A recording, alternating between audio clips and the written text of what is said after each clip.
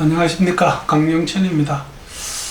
어제 저녁에 제 강아지 밀란이를 데리고 좀 많이 걷고, 아침에 헬스장 가서 하체 운동을 좀 했더니 많이 피곤합니다. 그렇지만 극도로 피곤한 것은 아닙니다. 저희들이 다이빙을 한번 하고 출소를 했을 때 내가 왜 이렇게 피곤하지? 라는 느낌이 들 때가 가끔 있습니다. 이것은 감압병입니다. 그래서 어떻게 해서 이런 증상이 생기는지, 그 다음에 어떻게 하면 예방 혹은 기왕 생겼으면 치료를 할 수 있을지 조금 간단한 주제를 하나 다루어 보겠습니다. 나중에 제가 감압질환, 감압병에 대해서 어떤 시리즈를 준비를 하고 있습니다. 그때 아마 한 번 더 언급할 기회가 있으리라고 생각합니다. 그래서 다이빙 이후에 오는 이 피로감을 이야기하기 위해서는 저희들이 일단 감압병의 증상이 어떤 게 있고, 그 증상 중에서 이 피로감이 어느 위치에 있는지 한번 봐야 될 거고요. 이렇게 피로도를 일으키게 되는 어떤 그 역할을 주로 기포가 합니다.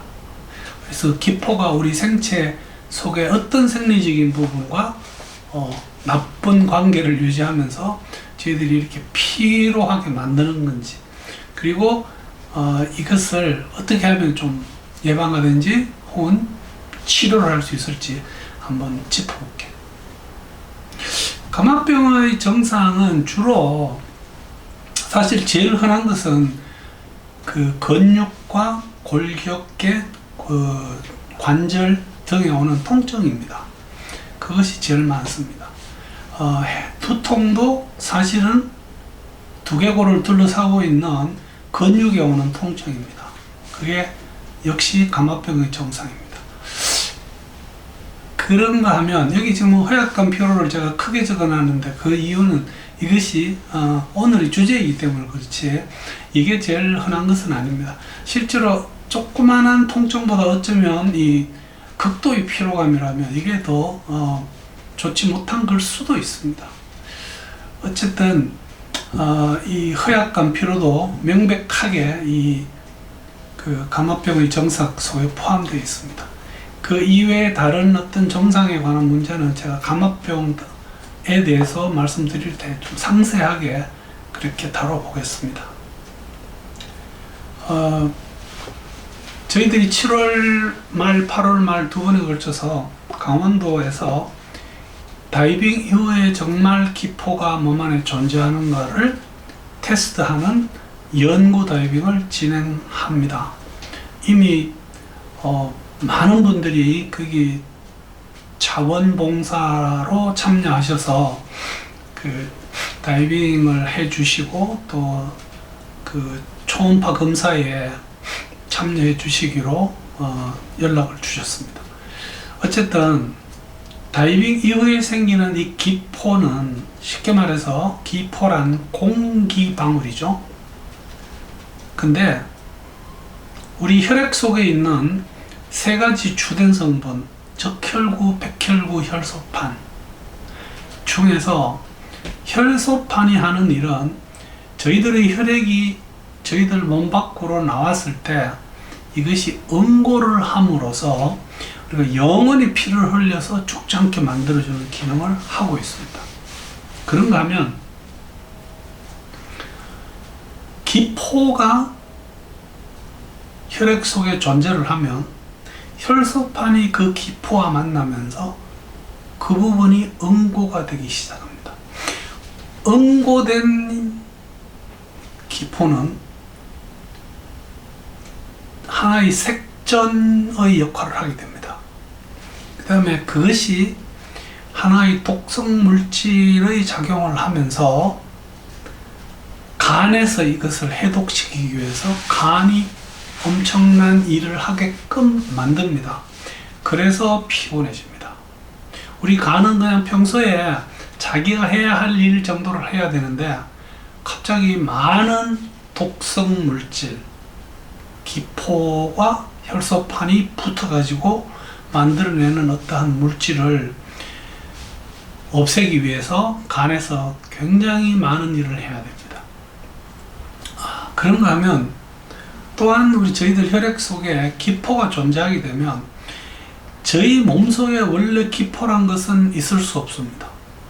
그런데 갑자기 뭔가가 들어왔습니다. 생겼습니다. 그러면 저희들이 몸속에서 면역 기능을 담당하고 있는 백혈구가 이건 뭐지? 해서 공격을 하기 시작합니다. 즉 외계인, 이물질, foreign body로 인식을 해서 백혈구들이 거기에 공격을 시작합니다.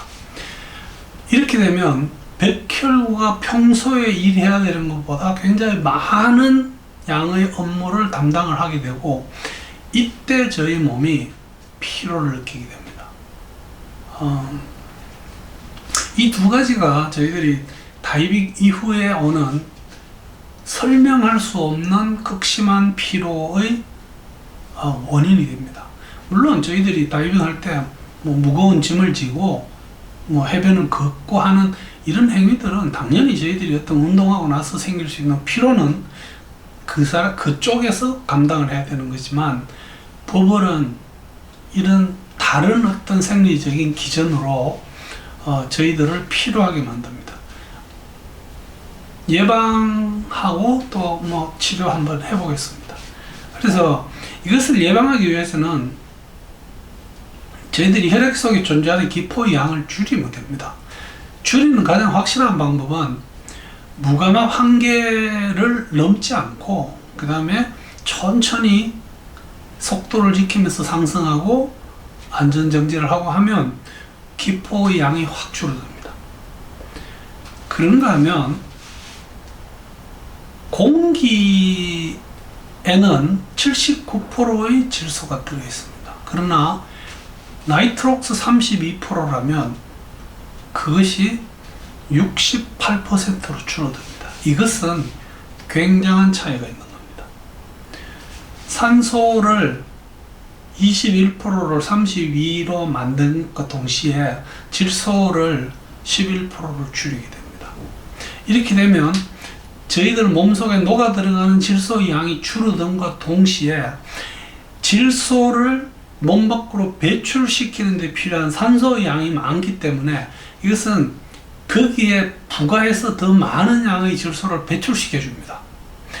이름으로써 저희들이 다이빙 후에 오는 감압병, 피로뿐만 아니라 다른 모든 감압병도 확연하게 줄일 수 있는 거죠.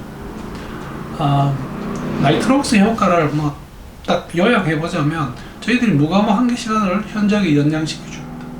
또한 필요하다면 수면 휴식을 보다 짧게 하고 또 입수를 할 수 있게끔 해줍니다.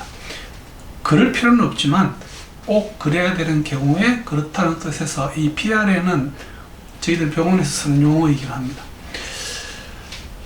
그리고 피로도가 현저히 감소될 겁니다. 그래서 나이트록스는 굉장히 중요한 의미가 있고, 제가 언젠가 이 나이트록스를 한번 싹 정리를 해서 저희 가급적이면 다이버들에게 리조트를 하시는 분들이 어떻게든 나이트록스를 좀 제공해 주면 아무래도 더 안전한 다이빙이 되지 않을까, 그렇게 생각합니다.